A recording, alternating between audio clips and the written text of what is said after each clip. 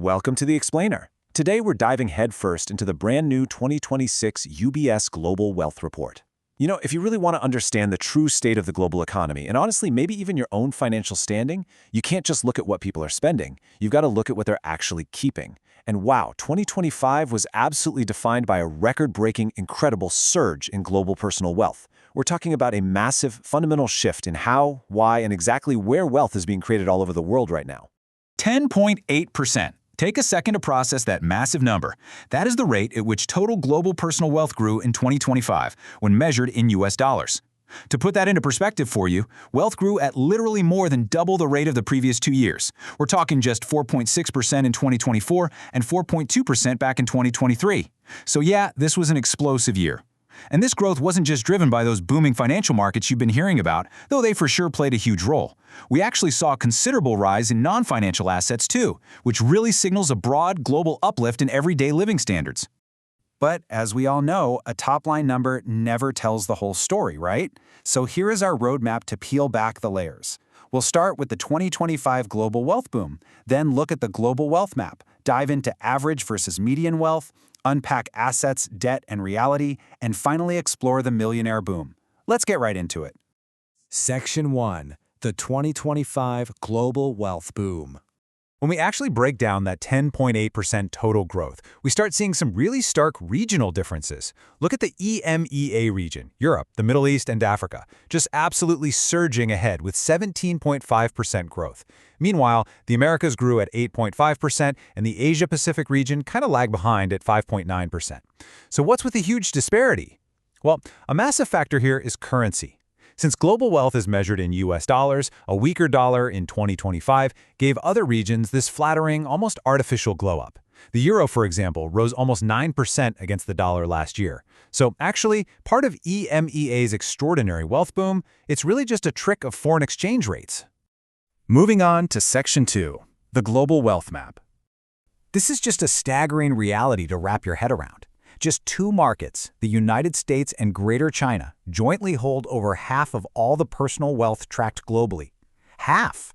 The United States expanded its share even further in 2025, sitting right now at 35.7% of the global total. Greater China follows up with 18.5%. That leaves the entire rest of the world fighting for the remaining 45.8%. Western Europe, for instance, holds just under 22%. The sheer concentration of wealth in just two distinct global powerhouses is actively, fundamentally reshaping global geopolitics and trade as we speak. Think of emerging markets kind of like rusting coffee beans, undergoing this rapid, intense transformation. Back in the year 2000, emerging markets accounted for just over 8% of global wealth. Over the next 2 decades, they absolutely surged, peaking at nearly 29% in 2022. But since then, their share has actually declined, falling to just over 26% at the end of 2025. What's happening here is that as emerging economies mature, their rapid, explosive growth rates naturally start to level off and fall in line with those of fully developed markets. Which brings us to Section 3, Average versus Median Wealth. Now, this is absolutely crucial. We have to understand the difference between average and median wealth. Average wealth is just total wealth divided by the number of adults. The problem? A small handful of multi-billionaires can massively skew a country's average upward, right? It makes everyone look richer on paper and completely hides deep underlying inequalities. Median wealth, on the other hand, finds the exact middle person in society. Literally, half the population is wealthier than this person and the other half is poor. The median is a much truer reflection of the everyday citizen's lived reality, which, let's be honest, probably looks a lot more like your bank account than Elon Musk's. And this contrast makes the paradox click instantly. Just look at Switzerland versus Belgium. If you look purely at average wealth, Switzerland is number 1 in the world, an absolute powerhouse. Meanwhile, Belgium sits all the way down at number 11. But when we switch our lens to median wealth, the wealth of the average everyday person, the entire picture flips. Suddenly, Switzerland drops to number 8, and Belgium skyrockets to number 2 in the world. It just goes to show that every single market distributes its wealth completely differently, and high national wealth does not automatically guarantee high wealth for the everyday citizen.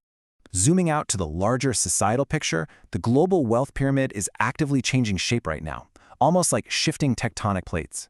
The lowest wealth bands, meaning people with less than 10,000 US dollars, are actually shrinking. Meanwhile, the middle and upper bands are expanding. Get this, Over 1.5% of adults in this global sample now own over $1 million US. It represents this really complex, steady promotion of individuals up the wealth ladder, even as inequalities at the very, very top continue to deepen. All right, Section 4, Assets, Debt, and Reality. So personal wealth is generally split between non-financial assets like real estate and financial assets like stocks, bonds, and mutual funds. Here are the countries whose personal wealth is most heavily concentrated in financial assets. In Sweden, a massive 83.6% of wealth is tied up in the financial markets. Israel sits at 82.1%, Taiwan at 80.8%, and the United States at nearly 79%. For citizens in these specific markets, their personal net worth is incredibly sensitive to the daily up and down fluctuations of the stock market. Now contrast that with the complete other end of the spectrum. While Sweden is heavily invested in financial assets, countries like Turkey see financial assets making up under 20% of personal wealth. In India, it's under 26%. In these markets, wealth is much more likely to be tied up in physical assets like property or business ownership. It just shows how vastly different everyday financial security, and financial risk for that matter, looks across borders.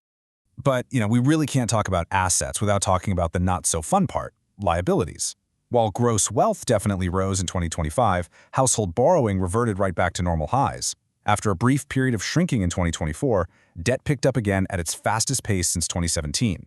And the burden of this debt varies wildly. In places like Norway, debt represents over a quarter of gross wealth. In the US, it's around 10 to 11%, while in Mexico, it's as low as 5.2%.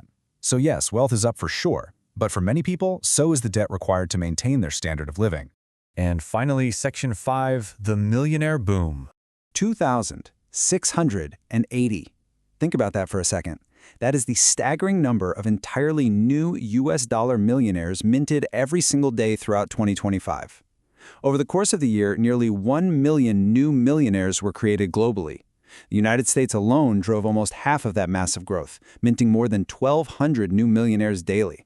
Now, while Eastern Europe actually led in percentage growth, the sheer volume of new millionaires in the US, and really the broader expansion of everyday millionaires around the world, is just completely unprecedented. This actually brings us to a really profound insight from UBS chief economist Paul Donovan. He notes, people tend to think about their wealth relative to the wealth of others rather than in absolute terms. And this hits the nail on the head. Even as inflation cools, living standards rise, and more people are lifted out of the lowest wealth bands, it doesn't always feel like a victory. Why? Because the glaring, everyday visibility of the millionaire boom and the extreme wealth at the very top makes the everyday person feel left behind, regardless of what their absolute financial reality actually looks like. And that leaves us with this final, provocative thought. As we look at an era defined by a 10.8% global wealth surge alongside dropping median wealth in many markets, we really have to ask, will the rising visibility of wealth inequality create severe social tensions in the coming decade?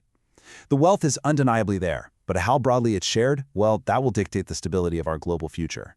Thank you so much for joining me for this explainer of the 2026 Global Wealth Report.